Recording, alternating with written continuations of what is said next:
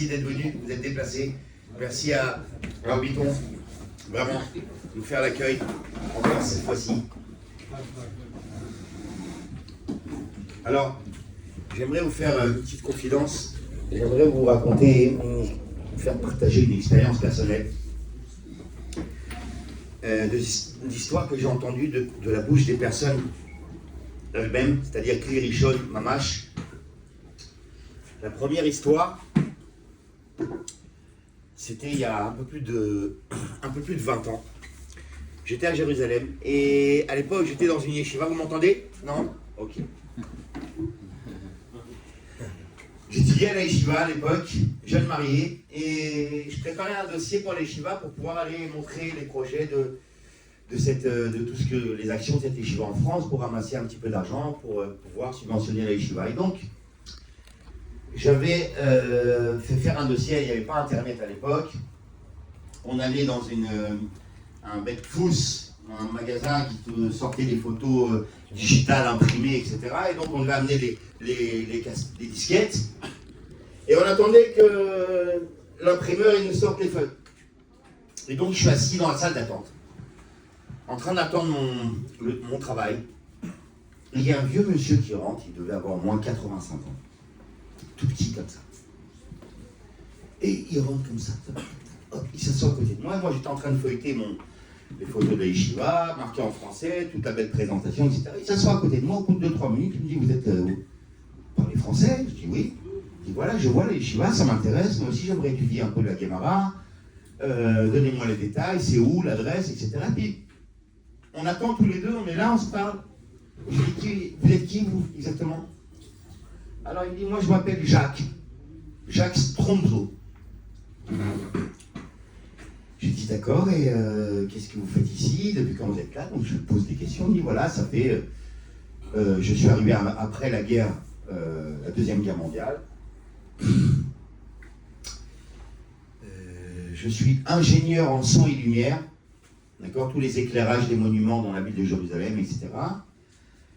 Je suis professeur de musique à l'université et je donne aussi des conférences un petit peu partout dans le monde. Un petit bonhomme comme ça, 85 ans. Je dis, ah bon? Et sur quoi ça traite vos conférences? Et là, ni une ni deux, il me remonte sa manche, et il me montre le numéro, il me dit sur ça. J'étais à Auschwitz.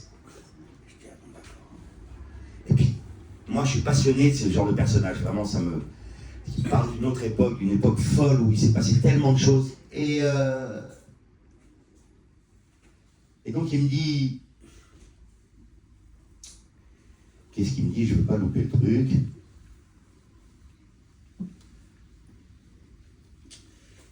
Il me dit, je vais vous raconter ce qui s'est passé. Il me sort... Ouais, voilà, c'est ça. Il me dit, quand j'avais 20 ans, moi je suis d'origine grecque, me dit ce monsieur Jacques. Je suis d'origine grecque et à 20 ans, mon père m'a envoyé, parce que j'aimais beaucoup la musique, j'apprenais le violon, et mon père m'a envoyé étudier au conservatoire de Paris, étudier le violon. J'étais soliste. Donc ça faisait 2-3 ans que j'avais entamé mes études, et on était juste avant la guerre. Et puis... un beau jour, je reçois une lettre où mon père m'explique, une lettre de Grèce, où mon père m'explique que l'État grec, vu que la guerre est sur le point d'éclater, appelle tous ses étudiants à revenir en Grèce, et sinon, qu'ils sachent qu'ils ne recevront plus aucune subvention pour continuer leurs études à l'étranger. Et donc mon fils, lui dit son père dans la lettre, je ne pourrai pas continuer à payer tes études, ou tu reviens et tu reprends tout depuis le début, ou tu te débrouilles tout seul. Et là, Jacques me raconte, j'étais dévasté par cette nouvelle, comment j'ai tant travaillé depuis toutes ces années pour arriver au bout. Je suis presque au bout de mes années d'études. Et là, pendant 3 jours, me dit cet homme-là, je suis resté dans ma chambre. Je ne suis pas sorti. Au bout de 3 jours,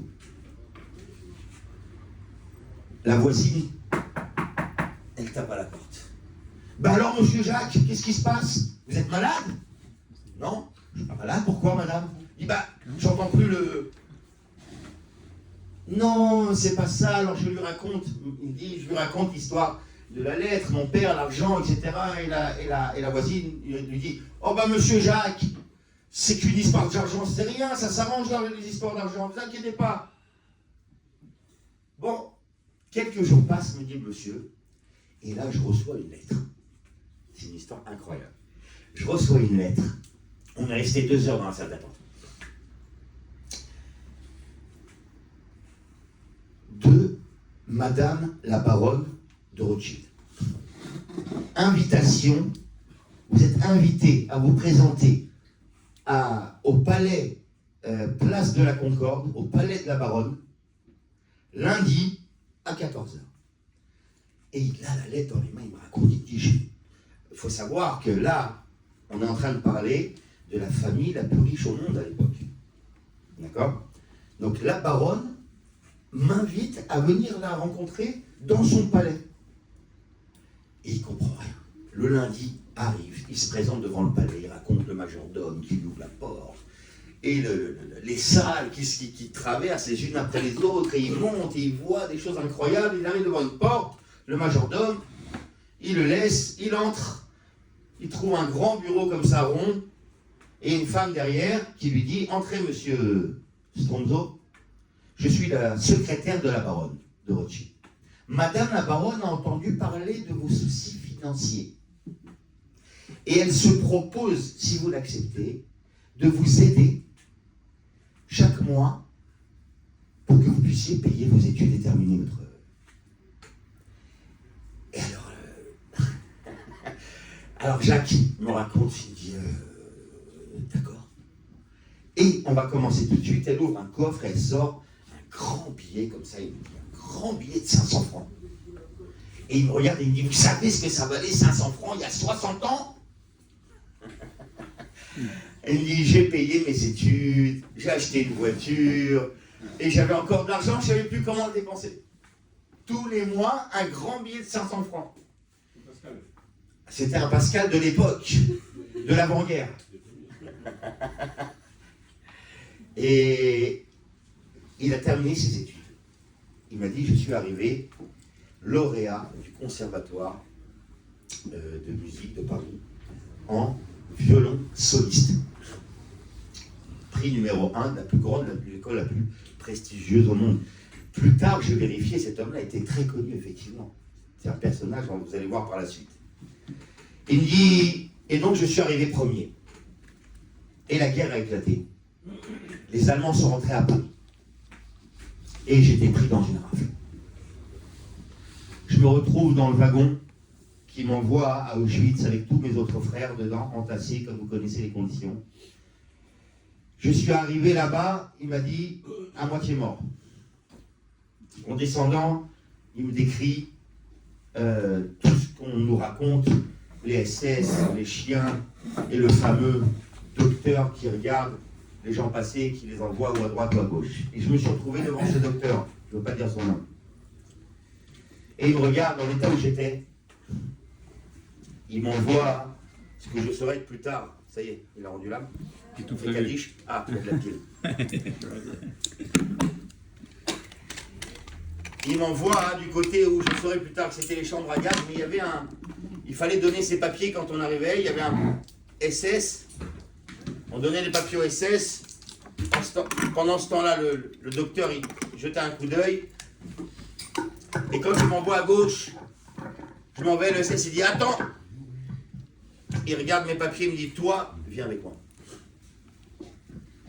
Et il m'emmène dans un baraquement. Là-bas, il y a encore peut-être une trentaine de personnes. On se retrouve de toutes les nationalités. Des Hollandais, des Français, de toutes sortes. Et on discute entre nous. T'es quoi, toi? Il dit, ben moi, avant la guerre, j'étais contrebassiste. Et toi? Moi, j'étais pianiste. Et toi? Et toi? Et il s'aperçoit que c'est tous des musiciens de très grand renom qui sont dans ce baraquement. Et qu'en fait, les SS avaient monté un orchestre philharmonique à Auschwitz. Et donc, ils avaient récupéré tous ces juifs-là, doués, talentueux, pour monter cet orchestre. Et moi, dit Jacques, j'étais le soliste. C'est-à-dire, je jouais tout seul le violon, quand tout le monde s'arrêtait de jouer. Ça a duré pendant 2 ans, me dit Jacques. Donc, il me décrit un petit peu, il me dit l'horreur de la situation. Dans la journée, des milliers de juifs étaient massacrés, des enfants, des femmes. Et ces mêmes tueurs, ils s'asseyaient le soir, ils se délectaient d'écouter la musique classique. Et moi, je tremblais tous les soirs. J'étais comme ça devant mon violon. Et il ne fallait pas que je tremble. Il fallait que je me surpasse tous les soirs pour leur donner un vrai récital. Si je voulais rester en vie. Et pendant 2 ans, j'ai joué devant les SS. Jusqu'à ce que les Américains libèrent Auschwitz. Et j'ai pu être libéré. Et j'ai été sauvé comme ça. Ensuite, le vieil homme me sort une petite lettre qu'il avait dans la poche, comme ça. Il m'ouvre la lettre. Et c'était une lettre. Alors, là, je vais vous dévoiler la suite, alors attendez. Il me dit, il y a 5 ans, c'était en 96, peut-être 96 l'année, il me dit, il y a 5 ans de ça, on a inauguré la maison France-Israël sur les Champs-Élysées. Donc, il y a des grandes personnalités juives qui ont été des acteurs, des chanteurs, des artistes juifs qui ont été invités. Et je reçois une invitation, me dit Jacques, en Israël. On me dit, voilà, nous aimerions vous avoir pour inaugurer la maison France-Israël et nous aimerions que vous produisiez en habit de prisonnier de Auschwitz et que vous nous jouiez au violon Yerushalayim Shel Zahav. Et l'homme me dit, j'ai accepté. Je me retrouve donc à voyager. Je pars à Paris, arrive le soir, je mets les habits de prisonnier. Je monte sur la scène et je joue Yerushalayim Shel Zahav au violon. Il me dit, dans la salle, je l'ai su plus tard, il y avait le baron Edmond de Rothschild. Et quand il m'a vu jouer, il a été bouleversé. Il est rentré chez lui le soir, je l'ai su plus tard, me dit Jacques. Il est rentré le soir chez lui. Et pourquoi je l'ai bouleversé? Parce qu'il était en train d'écrire un roman, Le fantôme de Léa. Et dans ce roman, il raconte l'histoire d'un homme et d'une femme qui étaient mariés, qui ont été raflés par les nazis, qui sont partis à Auschwitz.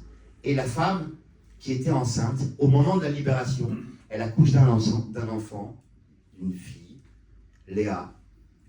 Et la femme meurt à l'accouchement. Et le père, lui aussi, a été libéré, rescapé d'Auschwitz, mais qui n'a pas retrouvé sa fille. 20 ans plus tard, il recherche sa fille, qui a été élevée par des bonnes sœurs dans un truc. Et, dit le baron, je cherchais le personnage du père dans mon roman, je n'arrivais pas à le trouver. Et quand il m'a vu chanter, il m'a vu jouer du violon, il a trouvé, il a dit voilà, c'est ce personnage-là que je veux rentrer dans mon roman. Et donc il m'a appelé, il m'a contacté, et je me suis retrouvé chez lui, chez le baron de Rothschild, et il ne savait pas que sa propre mère était elle qui m'a aidé à finir mes études et à sortir lauréat de l'école, du conservatoire, ce qui m'a permis de survivre en fait et de passer la Shoah tout entière. Et la boucle est bouclée, me dit le vieux monsieur. J'ai rencontré le fils plus de 50 ou 60 ans plus tard, qui ne savait pas que c'était sa propre mère qui m'avait aidé à l'époque. Donc voilà, ça c'est la première histoire, une histoire incroyable. Il y en a une deuxième que j'ai vécue aussi, en fait, là aussi à peu près une quinzaine d'années. Je priais dans une synagogue avec des vieux chassidim. Des vieux chassidim, 80 ans et plus, le minyan. Et donc, entre Mincha et Arvit, j'étais avec mes enfants en bas âge à l'époque, et je me suis collé avec un vieux chassid, il devait avoir plus de 80 ans aussi, très grand, très fort comme ça. Un vieux de la vieille comme ça. Et il avait des trucs à raconter. Alors lui, il m'a raconté cette histoire. Il me dit, quand j'avais 20 ans, en Pologne, les nazis sont venus. Et ils m'ont embarqué, moi et mon frère, Moi aussi, je suis arrivé à Auschwitz. Et quelqu'un m'a dit, s'ils cherchent des gens robustes pour les travaux, etc., si on propose, si les nazis demandent, est-ce qu'il y a parmi vous des jardiniers, lève la main. Il y a des jardiniers, alors il lève la main. Il me raconte, il lève la main, lui et son frère, ils sont pris dans le baraquement, et ils partaient tous les matins, à 4 heures du matin, ils partaient à pied quelques kilomètres, ils arrivaient dans une espèce de grand champ, où là-bas, on cultivait des pommes de terre, des oignons, des carottes pour les soldats allemands. Et le régime qui leur était imposé depuis le moment où ils se levaient, le verre d'eau chaude qu'ils buvaient, plus le morceau de pain noir qu'ils recevaient à la fin de la journée, il me raconte, on avait un médecin dans le baraquement qui nous dit à ce rythme-là, on peut tenir pendant 6 mois. Mais pas plus. Mais par contre, dit le médecin, si vous débrouillez des oignons, il y a beaucoup de fer dans les oignons, vous pouvez doubler la mise, on peut tenir jusqu'à 1 an à ce régime-là si on trouve des oignons. Et le temps passe, et un beau matin d'hiver, 4 heures du matin, il y a le 2 SS qui arrive en camionnette, ils attrapent le capot, donc c'est 3 mois plus tard, ils étaient donc à 3 mois des 6 mois, ils étaient à moitié fichus. Tout le baraquement déjà était complètement rachitique. Un camion SS avec 2 officiers, ils attrapent le capot, ils nous disent, tu vas me sortir les 2 plus robustes de tout le baraquement, tout de suite. Et ils m'ont pris moi et mon frère. Les SS m'ont emmené là-bas dans l'entrepôt, il y avait des sacs dans le camion, ils ont dit, prenez tous les sacs, vous les déposez dans l'entrepôt, schnell. Et on prend les sacs, et on court, et on ramasse les sacs. Et il me dit, et je sens les sacs que je transporte, ça sent des oignons. Et à un moment donné, ils étaient tellement pressés, je cours, je me marche dans une pierre, je tombe par terre, le sac s'ouvre, tous les oignons se répandent, et il me dit, en fait cette histoire-là, il me l'a racontée, parce qu'on n'avait pas le temps, Mincha, c'était toujours 10 minutes, donc il me l'a raconté en 5-6 fois l'histoire. Mieux qu'une série, hein, mieux qu'une série. J'attendais Mincha, je vous raconte pas comment j'attendais Mincha tous les jours. Et les sacs s'ouvrent, et moi, dit l'homme, je m'attends à tout moment à recevoir une balle dans la tête du SS. Et le SS, il me dit, laisse tomber, reprends les sacs, on n'a pas le temps, allez. Et on vide tous les sacs. Et les 2 officiers montent dans la voiture, et ils s'en vont à toute vitesse. Il me dit, je me retrouve là, il y a un battement avec tous ces oignons par terre. Alors qu'est-ce que je fais? Je me raconte le racine. Je me jette par terre et je commence à faire des petits trous. Je mets un oignon et je creuse et j'enterre tous mes petits oignons. 70 oignons. J'ai loupé le début de l'histoire.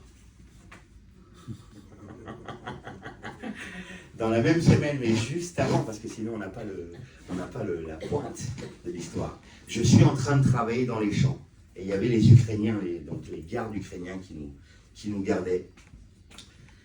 Et j'étais en train de travailler par terre, et d'un coup, je vois une gerbe qui sort de la terre. C'était un Shabbat, il me raconte. Il y avait une ciboulette, il me dit, un petit oignon comme ça, planté. Ciboulette. Il me dit, je vois la ciboulette et je me rappelle du médecin qui me dit, si tu manges des oignons, tu vas vivre.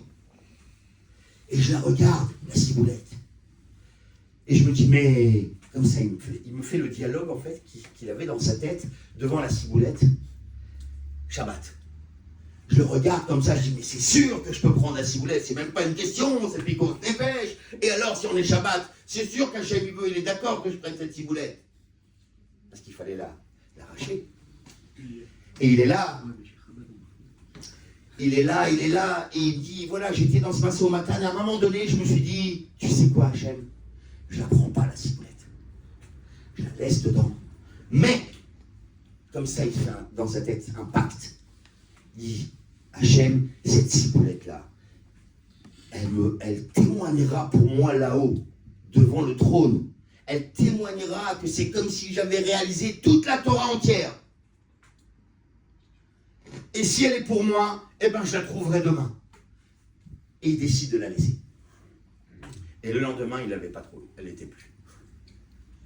Maintenant, dans la même semaine, on arrive à l'histoire des 2 SS, les oignons, et qui se retrouvent avec 70 oignons, qui l'enterrent. Et donc il retourne au baraquement, il repart travailler. Maintenant, il m'a dit, je me suis aperçu qu'on était fouillés, donc tous les jours on était fouillés. Attention à celui qui prenait quelque chose avec lui au baraquement. Donc, à la porte, les Ukrainiens, ils nous fouillaient, et je me suis aperçu qu'il fallait lever les bras, on était fouillés, mais là, on n'était pas fouillés. Et tous les jours, je déterrais un oignon, et je le mettais dans ma manche, et dans ma manche, et je levais les bras, et je passais. Il me dit, si tu savais ce que j'ai fait avec ces oignons, j'ai troqué les oignons pour des chaussures, j'ai troqué pour du pain, j'ai troqué avec tout le monde, tous ceux qui étaient affairés, ils voulaient tous des oignons, et donc j'ai réussi comme ça à troquer et à réussir à survivre. Il m'a dit, tu vois, j'ai renoncé, il me dit, à une ciboulette. Et Hachem, il m'en a envoyé 70 en retour. Et à la fin, il me dit, mais attention, elle m'attend, la ciboulette, hein, je n'ai pas annulé le pacte. Elle m'attend et elle témoignera pour moi quand même. Ça, c'est la deuxième histoire, une histoire magnifique. Vraiment, c'est une histoire de vie parce qu'il l'a vécu lui-même et d'entendre une chose pareille. Et la troisième histoire, plus courte, toujours dans un Shtibler, c'était à Jérusalem, dans un quartier comme ça, Haredi orthodoxe, donc les Chassidim qui sont assis entre mille Haredi, pareil. Il y avait un monsieur de, je sais pas, 70 ans peut-être, Chassid Gour, vous voyez, Chassid Gour, qui était là assis à côté de moi tout le temps. C'était dans un autre quartier que j'habitais ailleurs. Et pareil, on sympathise avec ce monsieur qui donnait des cours des Gemara dans la yeshiva de Gour. Mais les Gour, ils parlent hébreu. D'accord, ils ne parlent pas yiddish comme tout le monde, ils parlent hébreu. Donc je me suis sympathisé avec lui. Il me dit, tu sais, t'es français? Je lui dis oui. Il me dit, parce que moi j'ai vécu en France pendant quelques mois. À Saint-Germain, il me dit, à Saint-Germain. Je lui dis, toi, t'as vécu à Saint-Germain? Il me dit, oui, je suis arrivé avec le Joint. C'était l'organisme de l'après-guerre qui ramassait les Juifs. Et donc, il y avait une partie qui partait après en Amérique, et nous partons en Israël, et moi je suis parti en Israël avec le Joint. Je dis, mais quoi le Joint? Ça veut dire comment t'étais, c'est quoi ton histoire? Elle me dit, bah, c'est simple. Je suis arrivé de la forêt un beau matin, en Pologne, dans mon village. Les nazis étaient passés, et tout le monde était mort. Voilà, c'est simple. Il n'y a pas de... Tout le monde est mort, mon père, ma mère, tout le monde, mes sœurs, les cousins, tout le monde était mort. Je dis, ah bon, et t'avais quel âge? J'avais 13 ans. Je lui dis, qu'est-ce que t'as fait? Ah, c'est bon. Il me dit, bah, j'ai couru. Je lui dis, t'as couru? Il dit, oui. Je dis, et t'as couru où? T'as couru vers où? Il dit, bah, j'ai couru vers l'Est. Parce qu'on m'a dit qu'il y avait l'armée rouge à l'Est et que l'armée rouge, ils sont contre les nazis. Alors j'ai couru vers les yeux. Je dis, mais d'accord, t'as couru, mais t'as couru combien de temps? Il me dit, j'ai couru 4 ans. Il me dit, je courais la nuit et je me cachais le jour. Il me dit, si tu savais tout ce que j'ai vu en chemin pendant toutes ces années, toutes les horreurs de la guerre, tout ce que j'ai vu. Et après, j'ai rejoint l'armée russe. Et c'est comme ça qu'ils ont rencontré les Américains, que le Joint m'a pris, etc., et que je suis arrivé en Israël. Alors je le regarde maintenant, Chassid, Magid Chiour, qui enseigne la Gemara. Et puis j'avais la question, la question qu'on a envie de poser et qu'on n'ose pas. Je dis, mais dis-moi, t'as pas eu envie à un moment de tout balancer quand t'as vécu une chose pareille? Il me dit, quoi? Je suis resté le seul vivant. Ils sont tous morts et moi je suis resté vivant. Et je vais me plaindre. Et moi j'étais choqué de cette réponse. Il me dit, mais attention, ceux qui te disent le contraire, on n'a pas le droit de les juger du tout. On peut dire, quoi, ils sont tous morts. lui, il a décidé de dire quoi? Je suis resté vivant. Donc, comment tu veux que je me plaigne, etc. Mais ne jamais rien dire, c'est celui qui a fait le deuxième choix, celui de dire, il est en colère, D'accord? Donc ça, c'est pour les histoires, voilà, des petites histoires. On revient à notre Ignan. Je ne vous ai pas voulu vous mettre le cafard, casser le moral. C'est des histoires de vie, c'est des histoires qu'il faut entendre, c'est parce qu'elles ont été vécues, et de voir comment les gens vivent leurs événements et leurs épreuves, etc. Ça donne toujours beaucoup de force, quoi qu'il arrive. Finalement, les histoires, la Torah, c'est le premier Rachid dans la Torah. Rachid commence tout de suite en disant, mais pourquoi est-ce qu'on n'a pas dit la liste des mitzvot? Pourquoi est-ce qu'Hachem nous raconte l'histoire du monde, la création du monde, Abraham, Yitzhak, Yaakov? Il nous raconte des histoires au lieu de nous dire tout de suite, voilà la liste des 613 mitzvot. Bon, ça ne se passe pas comme ça, on le voit. Parce que la Torah, c'est une grande histoire. Et que finalement, c'est comme un message qu'Hachem il veut nous dire, vous savez, regardez, je vous donne tout le Sefer Bereshit, essentiellement, c'est Abraham, Yitzhak et Yaakov, comment ils ont vécu.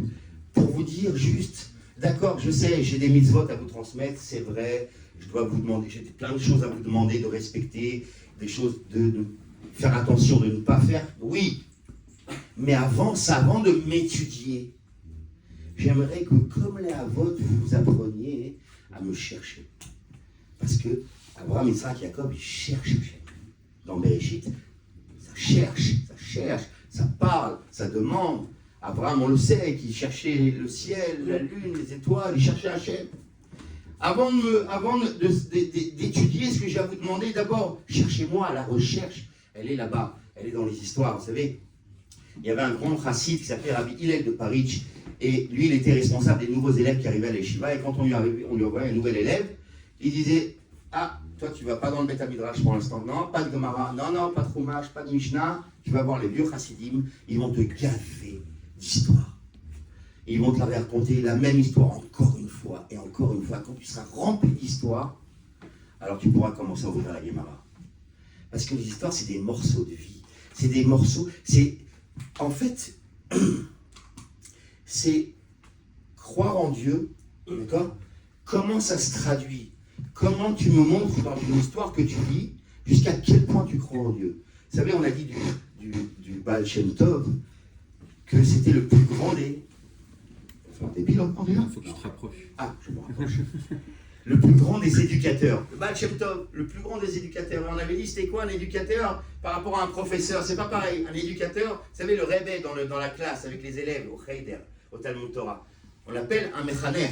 Un éducateur. Le professeur, il vient, il a une matière à te donner, il veut t'enseigner les maths, il veut t'enseigner l'anglais, il a un trimestre, 2 trimestres, 3 trimestres, merci, au revoir. L'éducateur, il ne vient pas pour ça. Oui, il vient t'enseigner. J'ai été éducateur pendant 10 ans, donc je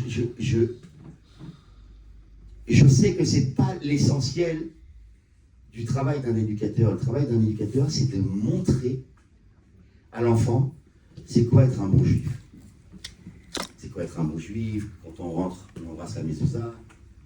D'accord? Des petits gestes, d'accord, qui font que ça marque. 20 ans plus tard, ces élèves-là que j'avais en classe, ils avaient 7-8 ans. Aujourd'hui, ils ont 30 ans, mariés, des enfants. Rabavi, je me rappelle de toi au Talmud Torah. Je me rappelle de rien de ce que tu nous as enseigné. Rien. Et ils me disent tout ça. Je me rappelle de rien. Mais l'ambiance. L'ambiance, voilà, il y avait des... Ça vivait, c'était... Tu nous faisais transmettre quelque chose, pas... Ils ne se rappellent plus de ce que je leur ai enseigné. Ils se rappellent comment je leur ai enseigné. Et ça, c'est très important. Et le Baal Shem Tov, il est le chef des éducateurs. Il y avait un rav très connu aujourd'hui qui m'a raconté un jour, quand il avait 7-8 ans, il était lui aussi au Cheder, il y avait le Rebbe qui était là, qui priait avec eux. J'avais raconté ça, je crois, cette histoire. Il priait avec eux dans la classe, il fait donc talit et tfilin. Les petits faisaient leur prière, lui il faisait sa prière. Et le gamin, il dit à l'autre, tu crois qu'il est en train de prier vraiment ou il est en train de nous surveiller? Alors l'autre, il dit non, il est en train de prier. Il dit non, je suis sûr qu'il nous surveille. Mais comment on va le savoir? Alors il prenait des crayons, il les jetait sur la tête comme ça, sur le talit, pour voir si le rab, il se levait. Ou alors, continue sa prière. Parce que c'est ça qu'ils veulent voir. Ils veulent voir s'il y croit vraiment, s'il n'est pas en train de nous faire un coup de façade. On veut voir, montre-nous que c'est possible, montre-nous que ça existe. Un juif qui prie, même si on lui jette un stylo sur la tête. De là, il y a tout un dilemme quand on est à la tfila, et qu'il y a le gamin qui est à côté, qui commence à faire qui michtolèle. Alors, si je suis là comme ça et je m'occupe de lui, donc il est en train de voir que je ne suis pas vraiment dans la tfila. Il y a le dilemme. Il y a ceux qui disent non, je vais lui montrer que je suis dans la tfila, peu importe ce qu'il fait. Au moins, il garde ça que quand on est dans la tfila, on n'est pas dérangé. On ne se laisse pas déranger. Et donc, de la même manière, le Baal Shem Tov, lui, il aurait pu nous écrire plein de livres. Des livres avec toute sa chassidoute, les enseignements. Il a écrit quelques livres, mais pas énormément par rapport à toutes les histoires qu'il nous a léguées. Parce qu'en fait, c'est comme pour nous dire, je pourrais vous dire quoi faire, mais je préfère vous le montrer 1000 fois. Je préfère me regardiez vivre dans le quotidien à travers ces histoires, les épreuves, les challenges, les dilemmes. Et vous allez voir comment un juif, il doit croire en Dieu. Et ça, c'est plus édifiant que 1000 explications dans un livre. On le sait, parce que c'est l'imaginaire qui est pris dans une histoire. Dans l'étude de la Torah, c'est ta tête qui est prise, c'est ton intellect qui est pris. Mais quand l'imaginaire, il est pris, tu t'y crois dedans. Tu es embarqué complètement. C'est toi qui invente la forêt, c'est toi qui invente le ciel étoilé, c'est toi qui invente le chassid qui marche dans la rivière. T'attends pas que l'écran il te propose une image. C'est toi qui la génère, tu es complètement pris dedans. Et c'est ça la force d'une histoire, c'est que tu es dedans. Un jour, le Rabbi Lubavitch pose une question magnifique par Parashat Vayechi qui nous dit que Yaakov Avinu, il a voulu prendre, il a demandé à ses enfants, lorsque Yosef lui dit « Rejoins-moi, il y a encore la famine, ne reste pas en Israël, rejoins-moi en Égypte. » Et donc, Yaakov Avinu qui a vu que les Bnei Israël allaient avoir besoin de construire un mishkan en bois de cèdre, alors il a dit à ses enfants, prenez des jeunes pousses de bois d'Israël, vous allez les planter en Égypte, et comme ça, quand ils sortiront, ils pourront les prendre avec eux, ils auront le mishkan à construire avec. Et le rabbi vient, il pose plein de questions, il ramène des midrashim, il dit d'abord, il y a un midrash qui dit qu'il y a une forêt entière de cèdres qui a poussé dans le désert à côté du Har Sinaï. Ils n'avaient pas besoin de prendre les bois et de les amener, mieux que ça encore, il dit. Il y avait la braderie internationale, mondiale, autour du camp d'Israël. Vous saviez ça? Donc il y a 3 millions de personnes dans le désert, avec de l'or, à ne pas savoir comment le dépenser. Et là, toutes les nations du monde se sont passées le nom, et tous les commerçants arrivaient sur la périphérie des Hananei Kavod, là-bas dans le désert. Il suffit de sortir, le Midrash il dit, ils sortaient des Hananei Kavod, ils passaient commande AliExpress, c'est de la rigolade aujourd'hui à côté. D'accord, je veux des bois comme ça, polis, lissés, telle couleur, tel machin. Oui monsieur, oui monsieur, oui monsieur. Ils allaient au bout du monde, ils le ramenaient parce que l'or il est là, il les attend, ils sont 40 ans dans le désert. Donc évidemment qu'ils pouvaient commander des bois. Ils pouvaient couper des bois juste à côté dans la forêt. Quoi? Prendre des bois d'Israël, les planter, attendre qu'ils poussent, les couper, les ramener, les sortir. Pourquoi tout ça? Et à la fin, il donne la réponse. Il dit, c'est très simple. C'est que lorsque les Bnei Israël, jour après jour, lorsqu'ils servaient Pharaon, ils devaient les servir, travailler très dur. Ils rentraient dans l'allée qui bordait pour arriver au champ. Et il y avait tous ces bois de cèdre qui étaient plantés là. Et là, ils s'arrêtaient devant. Et ils se disaient, waouh, le bois dont sera fait le Mishkan, il est déjà là devant moi, je peux le toucher. C'était concret. Donc ça veut dire que ça va se réaliser. Donc j'y crois. Donc je m'accroche. Et c'est ces bois-là qui ont donné la force aux Juifs de tenir bon jusqu'à ce qu'ils sortent. Parce que le bois, il était là, il est devant eux, il existe. De la même manière, dit le Rabbi, à Kadosh Baruch Hu, on le sait, les tzadikim sont comparés à des cèdres du Liban, tzadik, Atamar, Ifrav, qui est Erez, Balevanon, Isgé. De la même manière, Hachem, il a pris des cèdres, des tzadikim, et il les a plantés dans chaque génération. Pour une seule raison, exactement la même. Juste, regarde-le. Et tu te dis, waouh, on peut donc être un être humain, marcher, boire, manger, dormir, voilà, il est humain comme moi, et être 100% connecté avec Hachem en même temps. Quoi, c'est donc possible? Voilà, j'en ai la preuve. Il n'est pas plus humain que moi. Donc il y arrive, donc c'est possible, donc j'y crois, donc je m'accroche. Et les bénis Israël, ils tiennent dans la galoute les milliers d'années qu'il suffit, qui sont nécessaires pour tenir, comme les bénis Israël ont tenu pendant toutes les années où ils étaient à servir Pharaon, grâce à ces bois-là qui étaient devant eux. Et que tu vois un sadique, tu te dis c'est possible. C'est ça, être un éducateur. Et c'est pour ça que le Rabbi Rachab dit du Baal Shem Tov qu'il était le plus grand de tous les éducateurs. Juste regardez-moi vivre. Et vous allez comprendre jusqu'où il faut croire en Dieu. Jusque dans quelle situation on doit continuer jusqu'au bout à croire en Dieu. Alors, les messages du Baal Shem Tov dans ces histoires, on peut les regrouper en trois grands messages. Le plus important des messages qui traversent dans les histoires du Baal Shem Tov, c'est la providence divine. D'accord? Parce que il faut dire que c'est c'est une des nouveautés les plus importantes du Baal Shem Tov dans le judaïsme, c'est de remanier la notion de la Hashgacha Prati, de la providence divine. C'est quoi la providence divine? Ça veut dire qu'Akadosh Baruch Hu se trouve dans les moindres détails de la création. Jusqu'au Baal Shem Tov, on tenait comme le Rambam qui disait, pour qu'il y ait qu'Hachem gère les moindres détails d'un homme, il faut que cet homme-là il soit dans Torah Mitzvot. Mais tout le reste, qu'il y a des lions, qu'il y a des zèbres, qu'il y a des oiseaux, Hachem il s'inquiète que les espèces elles ne meurent pas. Mais que tel lion ou tel lion il soit vivant ou pas. Voilà le Rambam. Hashgacha Klalit, Dieu il gère toute sa création. Mais dans les grandes lignes, que les espèces restent telles qu'elles ont été créées depuis le début. Mais pas ça, celui-là qui est en train de marcher, celui-là. Et le Baal Shem Tov, il dit, mais j'ai rien renouvelé, moi, dans la Torah. Il faut juste aller dans les Gemara et regarder Rabbi Yochanan, qui était devant l'océan. Je ne sais plus dans quel Masechet c'est. Il est devant l'océan, Rabbi Yochanan, et il voit un pélican qui plonge comme ça dans l'océan, tac, qui ressort avec un poisson dans sa poche. Hein?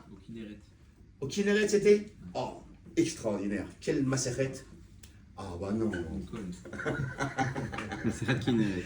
Il plonge, il ressort avec un poisson, et Rabbi Yochanan, il cite un verset des Tehillim, Mishpatecha Teom Rabba, tu fais la justice jusque dans les abysses, les profondeurs de la mer. Ça veut dire quoi? Ça veut dire que de cette histoire, on apprend, dit le Baal Shem Tov, que parmi les milliards de poissons qui sont dans l'océan, était venue l'heure de ce poisson-là, qui est dans la poche de l'oiseau. Donc, dit le Baal Shem Tov, voilà, ça veut dire qu'Hachem, il gère les moindres détails. On connaît le plus bel exemple du Baal Shem Tov, jusqu'à une feuille au fin fond de la forêt où là-bas, jamais un homme ne va mettre les pieds.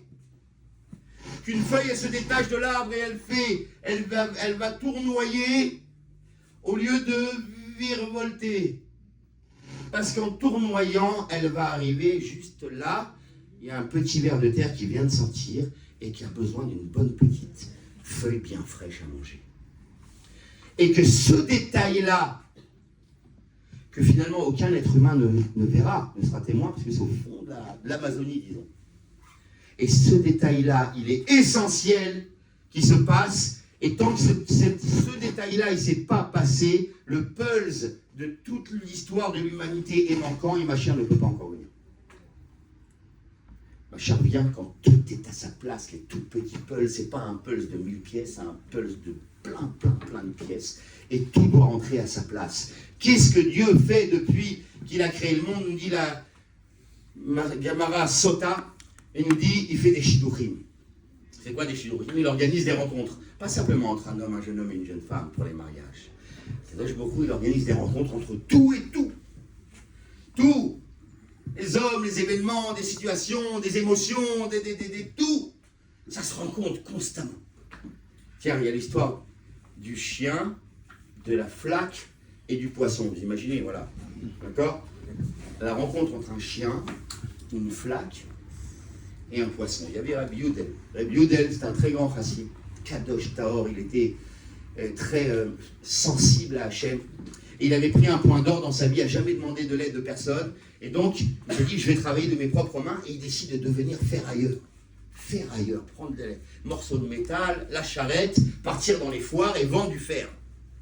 Et un jour qu'il arrive il y a une braderie, il y a une foire dans un certain village, il va voir son ami qui habite là-bas, tu m'héberges chez toi pour Shabbat, il y a la foire. Et là, son ami lui dit, tu sais, Rabbi Yehuda, je vais te faire une confidence. Le couteau là du shochet, il n'est pas vérifié, j'ai pas la moyen de le vérifier et j'aurais pas de viande à t'offrir, ni de poisson. Alors, je te fais un conseil, il y a une foire aussi, juste à côté, dans le village d'à côté, là-bas, il y a un homme, un riche, un juif qui lui fait un ça te rime bien, il c'est sûr, il a un shochet, il a le couteau, il va te servir à manger de la viande et du poisson, va là-bas. Pas de problème, Rabbi Yehuda, il prend sa charrette et il part, il arrive sur le chemin, vraiment à côté du village, et il se heurte à une grande flaque d'eau sur le chemin. Il y avait la fonte des neiges, c'était la fin de l'hiver, les pluies, etc. Grande flaque d'eau. Rabbi Yehuda, il descend de sa charrette, il va pour tirer les rênes, charrette lourde, pleine de fer, pour traverser la flaque. Et au moment où il va pour s'engager dans l'eau, il y a un grand chien qui arrive, qui saute. Paf, devant lui, il plonge dans la flaque. Et le chien, il est là en train de se débattre, il est en train de se noyer. Et Rabbi Yehuda, il s'aperçoit que c'est très profond, finalement. C'est comme des sables mouvants. Et il est là, il voit le chien se débattre, et à la fin... Et il est tellement triste de ça, Rabbi Yehuda, il a versé une larme. De voir un pauvre chien comme ça se noyer sans qu'il puisse rien faire, il a compris qu'il ne pouvait pas rentrer dans cette flaque. Alors il décide de brousser chemin, il retourne chez son ami, il lui dit, écoute, c'est pas grave la viande, trompons-moi du poisson pour Shabbat. Ok Yudel, laisse-moi faire. Il part voir les marchands, les pêcheurs. Et justement, les pêcheurs, ils revenaient avec une prise incroyable. Ils sortent un poisson énorme, un loup de mer. Il dit 30 ans de pêche, et j'ai jamais vu un poisson, un loup de mer aussi gros. Il dit magnifique, c'est exactement ça que j'ai besoin. Et il prend avec lui le poisson. Arrive Shabbat, tout le monde s'assoit à table, les invités, Rabbi Yehuda. Et ça chante, et il y a le poisson qui est posé, le poisson qui a mis un grand plat avec le poisson comme ça. Et là, Rabbi Yehuda, il est assis, et il a comme ça les yeux lourds, les paupières qui pèsent. Il a essayé de se retenir, mais rien à faire, une chape de plomb, bam. Il s'endort à table. Et là, dans son rêve, il voit un grand sadique, son père, qui est un grand sadique, c'était le Mochiach de Polna. Il vient le voir, qui était décédé depuis quelques années, il lui dit, mon fils, sache que je suis réincarné dans ce poisson. Je suis réincarné dans ce poisson. Il dit, je vais t'expliquer pour toi. C'est marqué comme ça dans les textes que les Neshamot et Tzadikim, lorsqu'elles ont des petites corrections à faire là-haut, c'est pas des corrections comme les nôtres, nous c'est des grosses ratures, d'accord? Mais eux c'est vraiment des petits trucs. Et pour corriger ces dernières petites choses, alors Hachem il les renvoie à la table de Shabbat dans les poissons. De là il est le sol de manger d'Afka du poisson le jour de Shabbat. Parce qu'on est en Metaken, c'est le secret de la Neshama Yeteros, qui est le supplément d'âme, il vient pour pouvoir justement élever les âmes des tzadikim qui sont dans le poisson. Alors il lui dit, voilà, j'ai été renvoyé dans ce poisson parce que j'avais des corrections à faire. Tu sais mon fils, sache que toute ma vie durant, j'ai poursuivi un homme. J'ai poursuivi un juif, un traître qui dénonçait ses frères aux autorités. La communauté a énormément souffert de cet homme-là. Et je l'ai traqué sans relâche. Et à cause de ça, j'ai dû être renvoyé dans ce poisson. À cause de ça, j'ai dû être intégré dans ce poisson. Et sache, lui dit son père, que lorsque tu t'es retrouvé devant la flaque, le chien qui a sauté dans l'eau, qui s'est noyé, c'était ce juif, ce traître, de son vivant.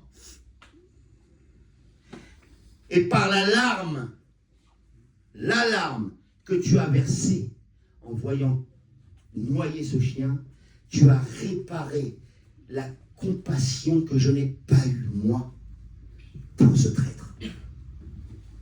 Et en même temps, tu m'as réparé comme ça. Et toi, sache que si ce n'était pas le chien qui sautait dans la flaque, c'était toi qui devais mourir. À cause de toute cette histoire, tout est retourné à sa place. Et dit, maintenant, en mangeant ce poisson, tu vas me permettre de retrouver la place qui m'attend déjà depuis le début. Et paf, Rabbi Yudel se réveille. L'angoisse devant le poisson quand même. Il mange son père. Il n'y a ton papa dedans. Mais il a mangé. Il a mangé. Motzei Shabbat, je ne sais pas. Motzei Shabbat, il a couru à Mezibouj. Et il est parti voir le Baal Shem Tov. Le Baal Shem Tov lui a dit tout ce que ton père t'a dit dans les moindres détails. Le chien, la flaque, le poisson. Tout vient, et la larme, bien sûr, la larme. Tout est venu à sa place. Et chacun, la rencontre, a fait que tout le monde a été réparé. Tout le monde est venu à sa place. Lui, il s'est noyé. Il a aussi fait sa réparation, le traître. Toi, tu as pleuré. Tu m'as réparé, moi. Toi, tu devais mourir. Le chien, il est venu à ta place. Et pourtant, c'est juste une histoire de flaque d'eau, et de chien, et de poisson. On imagine les choses qui se passent derrière la providence divine des airs, tous les petits sujets de la vie, les petites rencontres de la vie, qu'on pourrait se dire, Stam, il m'a dit ça, Stam, je lui ai répondu ça. Non, il n'y a pas Stam. Il n'y a pas Stam, il y a des vraies réparations qui se font. C'est pour ça qu'il faut regarder toujours d'un bon œil. Vous savez, il y a un livre très très kadosh, très ancien, qui s'appelle le Sefer Yetzira. Le Sefer Yetzira, il est tellement ancien et tellement kadosh, ce livre, il traite des secrets de la Torah, dont on dit de lui que c'est Avraham Avinu lui-même qui l'a écrit. Imaginez. Et là-bas, dans le livre, il y a un truc très très beau, il y a une espèce de tableau comme ça, rond. J'aurais dû l'amener, le livre. Il y a un tableau rond avec tous les mois de l'année, comme ça, les 12 mois de l'année, répartis. Au-dessus des mois, de chaque mois, il y a une tribu, des 12 tribus d'Israël.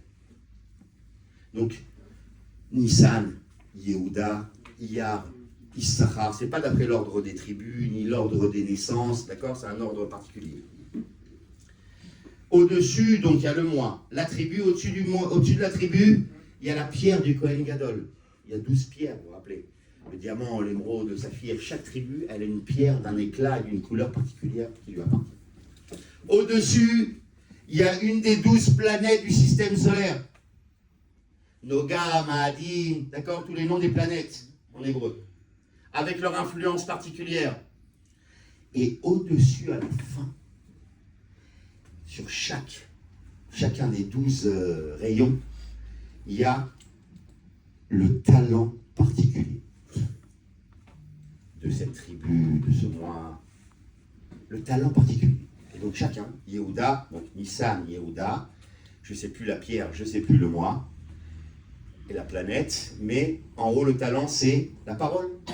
Nissan, Yehuda, la parole, la Haggadah de Pessah, raconter, parler, la sortie d'Égypte, etc., etc., etc.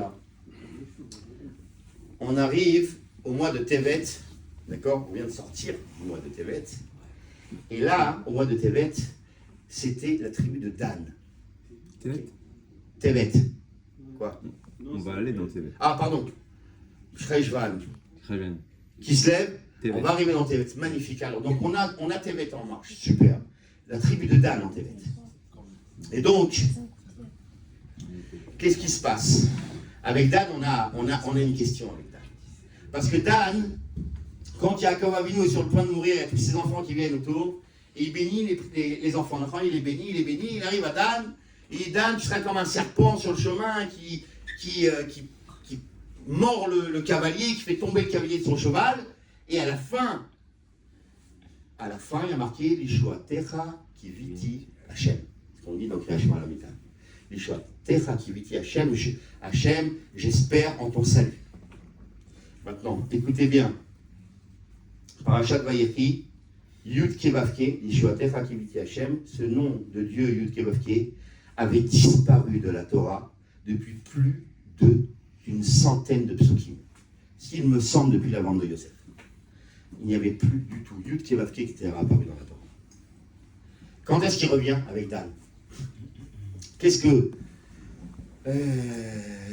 que Yud Kevavke, c'est quoi ce nom d'Hachem? On le sait, c'est la miséricorde. Donc il n'y avait plus de miséricorde dans la Torah qui apparaissait d'Hachem depuis la vente de Yosef. Dan ramène la miséricorde dans la Torah. Alors on se dit, mais qu'est-ce qu'il a de particulier, Dan? Alors on retourne dans le Sefer Yetzira. Moi, Tevet, Dan, c'est quoi son talent? Tenez-vous bien, son talent, la colère.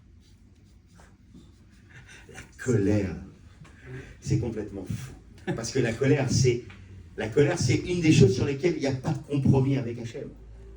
Une des choses sur lesquelles il dit, ou lui, ou moi. Je ne peux pas, les coléreux, ils me chassent. Ils chassent la Shrina.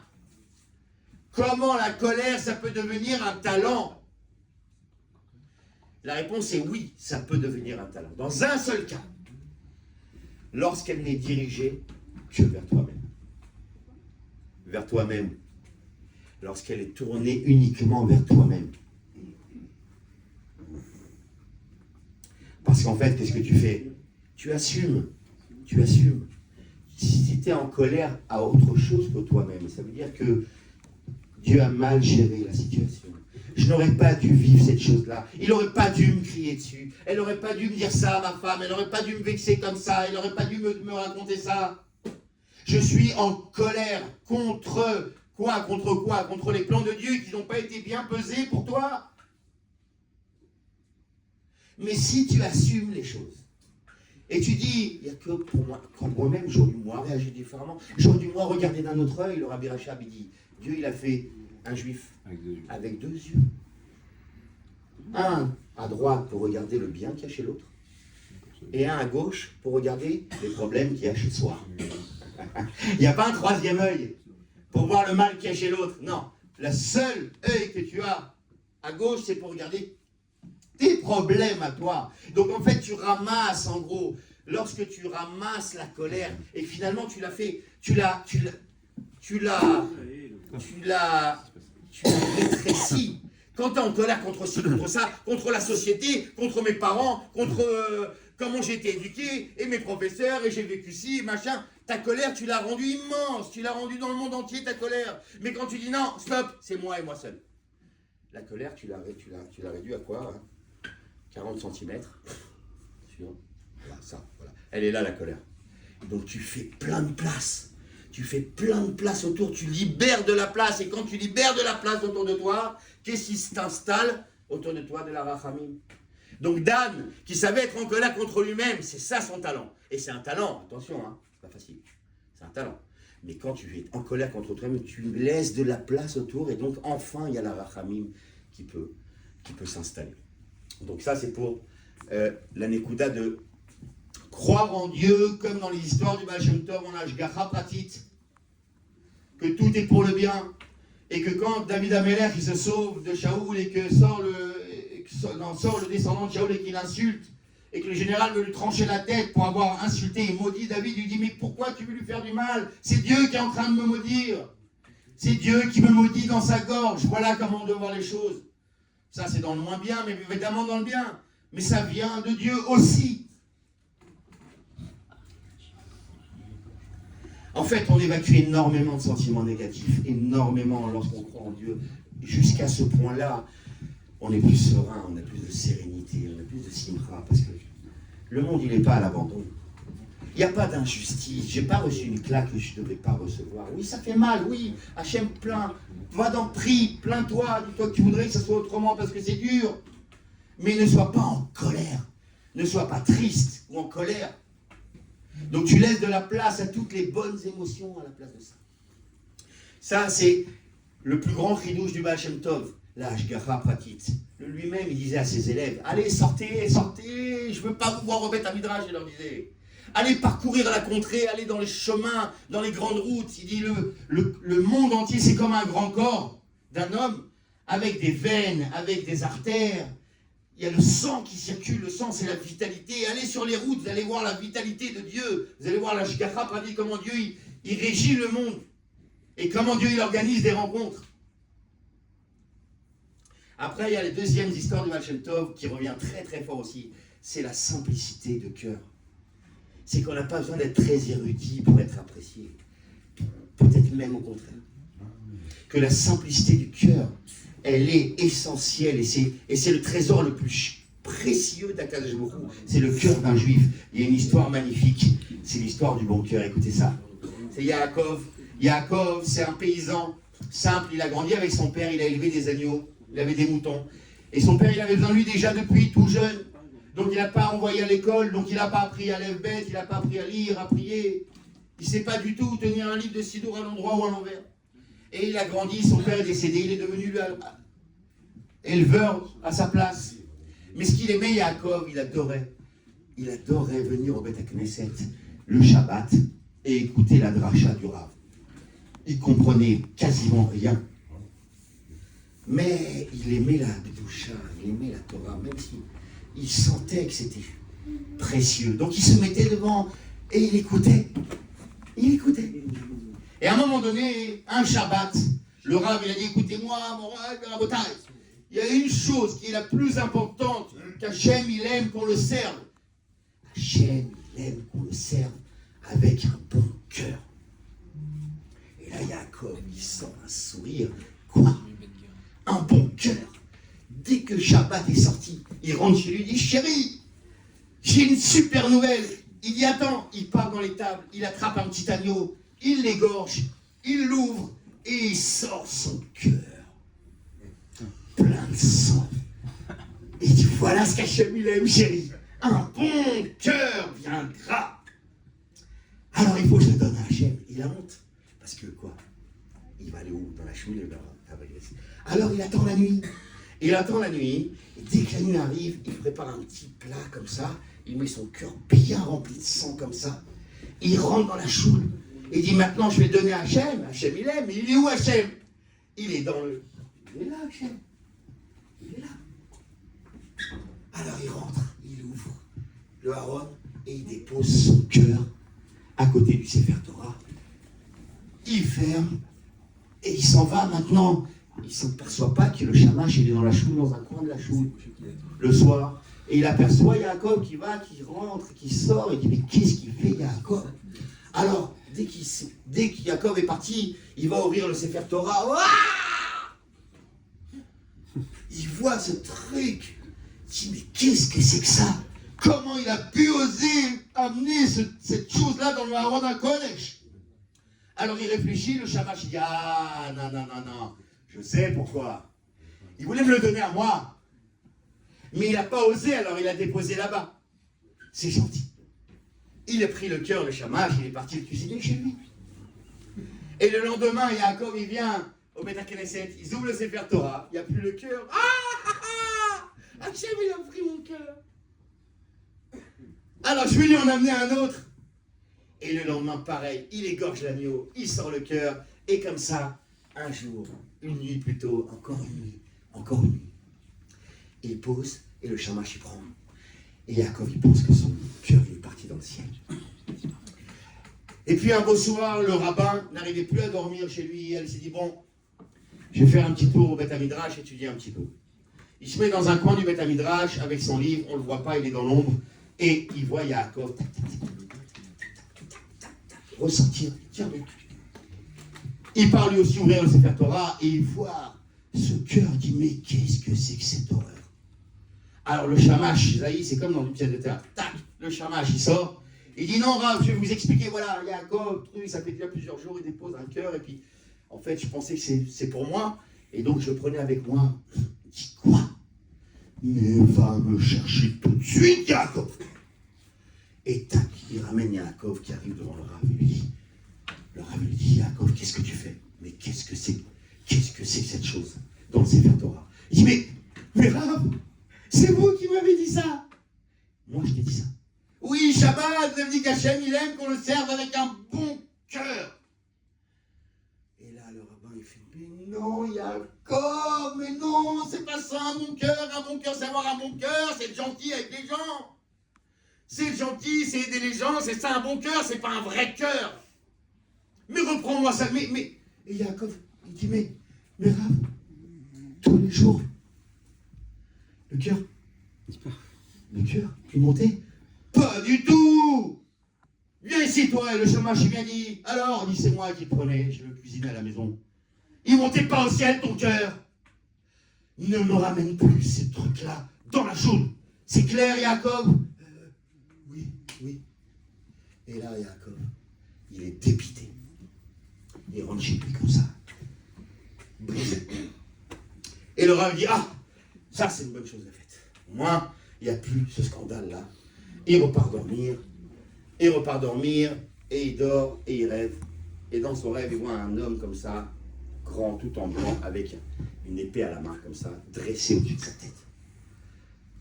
Et l'homme lui dit, sache que tu ne termineras pas l'année.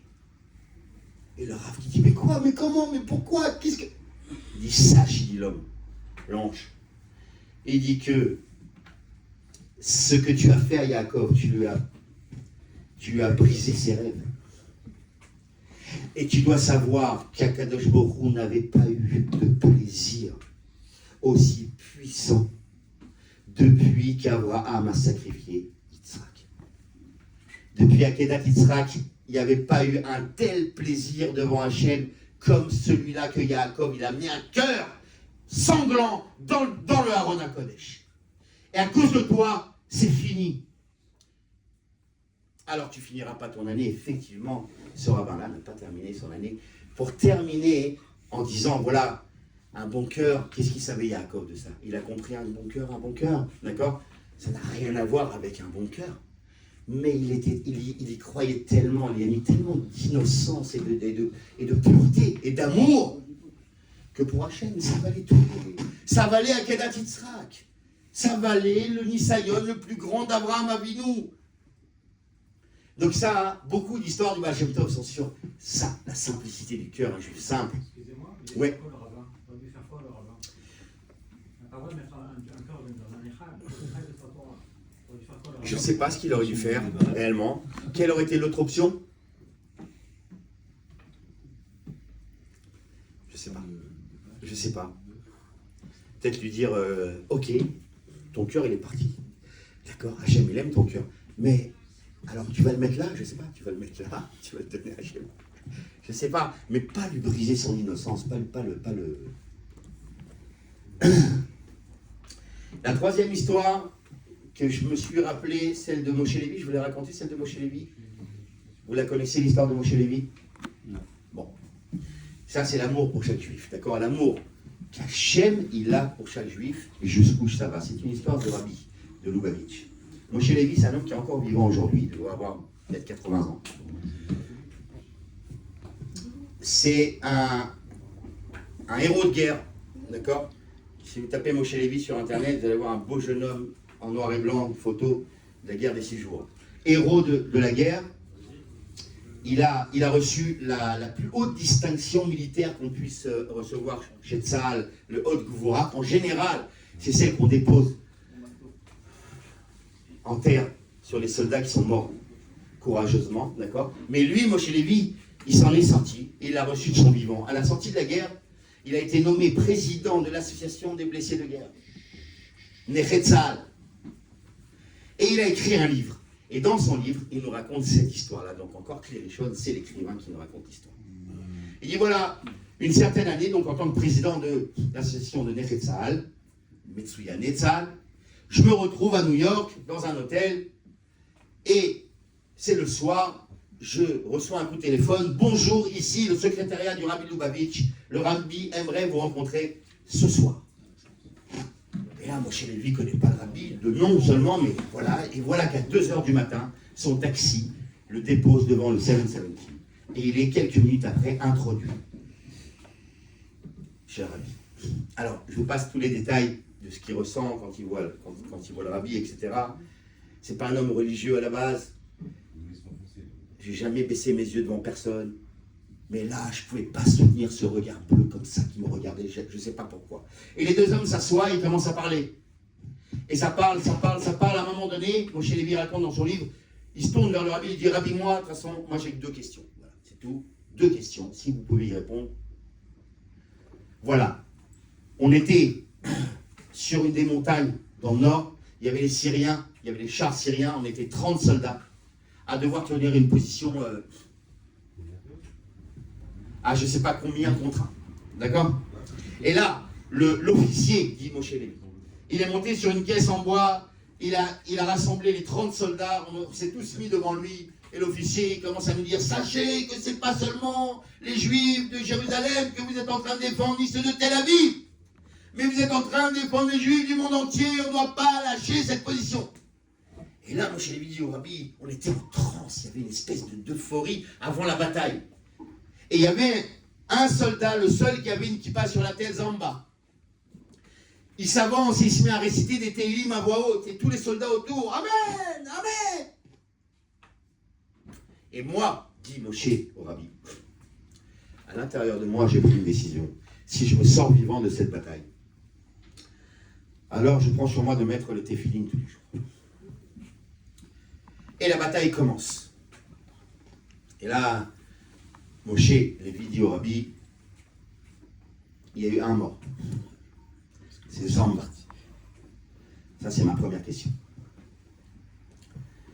Ma deuxième question, c'est moi qui ai pris sur moi de mettre le téphilin. Et une grenade qui a sauté à côté de moi et qui m'a arraché tout le bras gauche. Droit. Je ne sais pas avec lequel moi je suis gaucher. C'est celui-là. Non, c'est celui-là. Mon bras, il a été arraché. Je ne peux pas mettre le téphilin. Ça, c'est ma deuxième question. Et là, vous savez ce qu'il raconte? Il raconte quelque chose qu'on voit dans aucune histoire, en fait. Je n'ai jamais entendu ailleurs que là. Que le rabbi, il se lève de son siège. D'accord? Il se lève de son siège. Il prend son fauteuil comme ça, à bout de main, et il fait le tour de la table. Il fait le tour de la table et il s'assoit à côté de Moshe comme ça.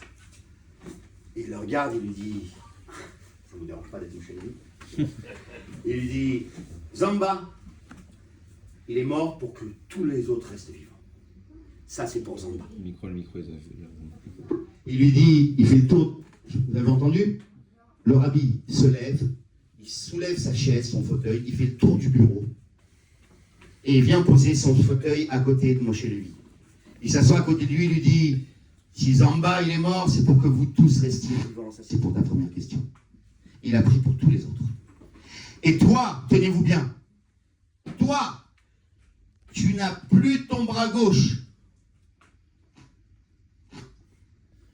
Tu n'as plus ton bras gauche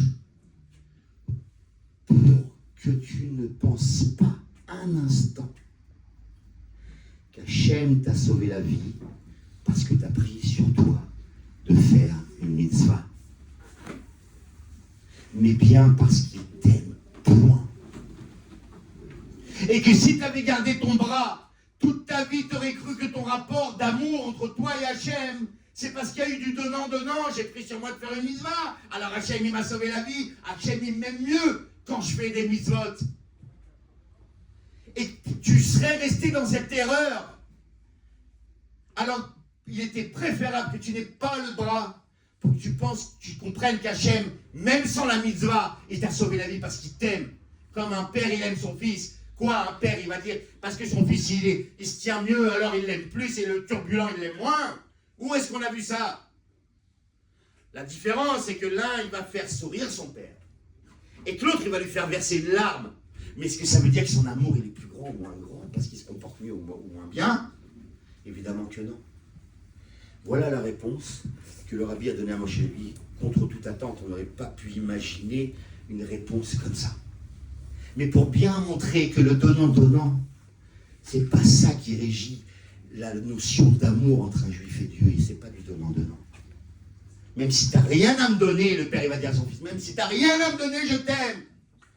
Même si tu n'as rien à donner, je fais tout pour te garder en vie. Voilà jusqu'où va l'amour, d'accord, qu'Hachem porte à un juif. Et que nous, on doit être conscients de voilà l'amour qu'Hachem nous porte. Et comment nous, on doit regarder avec amour nos frères juifs. Comme mon père, il regarde mon frère, moi je dois regarder mon propre frère. Son fils, moi je dois regarder mon frère. Ça, c'est pour Ahavat Israël. Maintenant, à ce stade-là, j'ai envie de vous dire que c'est comme si que l'histoire elle-même, elle est carrément plus importante que son dénouement. J'ai envie de vous dire. Que le chemin, il est plus précieux que la destination. Il y a 3 chassidim qui se rencontrent, un chassid de Gour, un chassid d'Els, un chassid Rabat. Ils sont là, les 3, ils disent alors, il fait des miracles, ton rabbi? Ouais, mon rabbi m'a fait des miracles, j'avais pas d'enfant, j'ai demandé au rabbi une bracha, et bam, dans la même année, ma femme est tombée en 5e miracle, et toi? Ben moi, j'avais des problèmes dans ma sakim, et le rabbi m'a dit, tu vas investir là, là et là, alors, ben, j'ai investi là, là et là, et jackpot! C'est un miracle, et toi, et toi? Ben moi aussi, j'avais des problèmes dans mes affaires, et puis j'étais voir le rabbi, il dit le chassid, et il m'a dit, bah, tu fais ça, ça et ça. Ah, alors, bah, j'ai fait ça, ça et ça. Alors, eh ben, j'ai tout perdu. Alors, il le regarde, il dit quoi?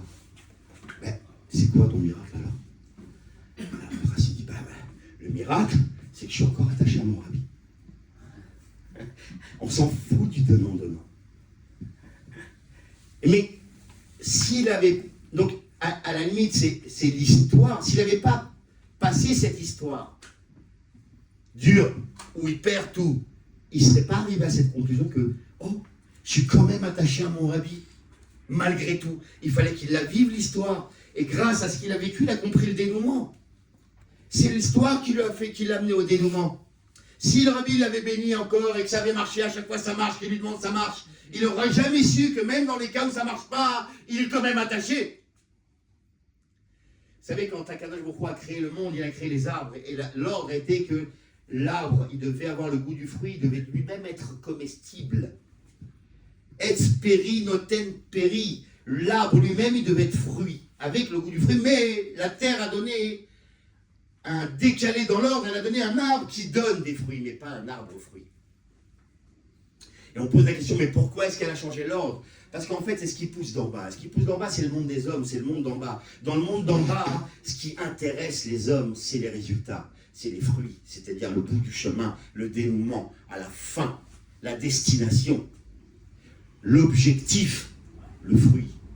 Et peu importe les moyens. Nous, le peuple juif, on sait que le goût du fruit, il est déjà dans l'arbre qui amène au fruit. Dans la branche qui amène au fruit, il y a déjà le goût du fruit. L'histoire qu'on vit, c'est elle qui nous donne le goût du fruit avant même d'arriver au fruit. Donc vivons les histoires, vivons-les avec Emouna, vivons-les avec Simcha, et recevons les choses telles qu'Hachem nous les envoie, sans commencer à se dire mais c'est à cause d'eux, mais s'il n'y avait pas eu, et si j'avais pas dit, et s'il n'avait pas fait, qu'est-ce que c'est que ces histoires? On ne va pas nous refaire le monde à la place d'Hachem. Fais des bons choix, demande à Hachem, surtout dans la tefila, tu pries Hachem, faites que quand je fais des choix, je fasse des bons choix, je ne fasse pas des choix qui sont biaisés. C'est dans la prière que ça se passe, c'est nulle part ailleurs que dans la prière. Prendre le temps de prier. Moi, j'ai pris le temps de prier quelques fois dans ma vie, je suis sincère avec vous. Le peu de fois où j'ai prié, ça veut dire avec des larmes. Je vous donne l'anecdote, je l'ai vécu moi, maintenant j'ai du mal à y revenir à cet état-là. D'accord? Mais je ne peux plus me leurrer parce que je l'ai vécu et j'ai vu que ça marche. Je devais une somme d'argent, 15 000 shekels, d'accord? 2 mois de loyer ou 3 mois de loyer. Le propriétaire, si tu ne me payes pas aujourd'hui, tu sors de la maison. Et je suis là, arrive le train, et je me mets dans un coin, et je prie, mais comme jamais j'ai prié là, j'ai versé mon cœur, mes larmes. Je vous le dis, c'est texto, d'accord? Je suis comme tac, tac, tac, oh c'est shalom, j'essuie mes larmes, je prends le téléphone, je rentre dans mon compte en banque, et je vois plus 15 000 shekels. Alors je ne crois pas, tu vois, alors je monte, tu dis, oui, 11 000 de victoire Loni, 4 000 de Massach Nassa inverse, qui te devait, tac, tac, tac, tac, 15 000, exactement la somme que j'ai besoin. Elle apparaît comme ça, Hachem, il me regarde, comme s'il me fait un clin d'œil, il me dit, tu vois, ça marche. Si tu prends le temps, si tu t'investis une fois, mais de tout ton cœur, ben, que ça marche. Ça, je l'ai vécu, hein, je le jure solennellement. C'est comme ça que ça s'est passé. J'ai pas demandé 16 000, j'ai pas demandé 14 000, j'ai demandé 15. Donc, voilà. Donc, les histoires du Baal Shem Tov, il faut les raconter, il faut les transmettre. Il y a des messages très forts dedans. Il y a des morceaux de vie. Comment croire en Dieu, jusqu'à où croire en Dieu, comment aimer Hachem. Et prenez ces histoires, diffusez-les, parce que vous savez que le Mashiach a dit au Baal Shem Tov, c'est lui-même qui le dit dans une lettre, donc moi j'y crois, que lorsque tes sources se répandront à l'extérieur, je viendrai, moi Mashiach, tes sources à toi, Baal Shem Tov, et ses sources à lui, c'est quoi? C'est quoi ces sources? C'est sa chassidoute. Chassidoute, où est-ce qu'on la voit vivre, sa chassidoute? Dans ces histoires. C'est la manière de vivre la chassidoute. Comment vivre le judaïsme à travers ces histoires. Donc prenez ces histoires, diffusez-les, racontez-les au maximum, qu'elles arrivent dans le cœur de chaque juif. Elles savent se frayer un chemin, on n'a pas besoin de les aider. Les histoires arrivent exactement à toucher dans le cœur de chacun, là où il a besoin d'entendre. Je vous souhaite une excellente soirée, mesdames. Exactement. Merci de votre écoute. Exactement.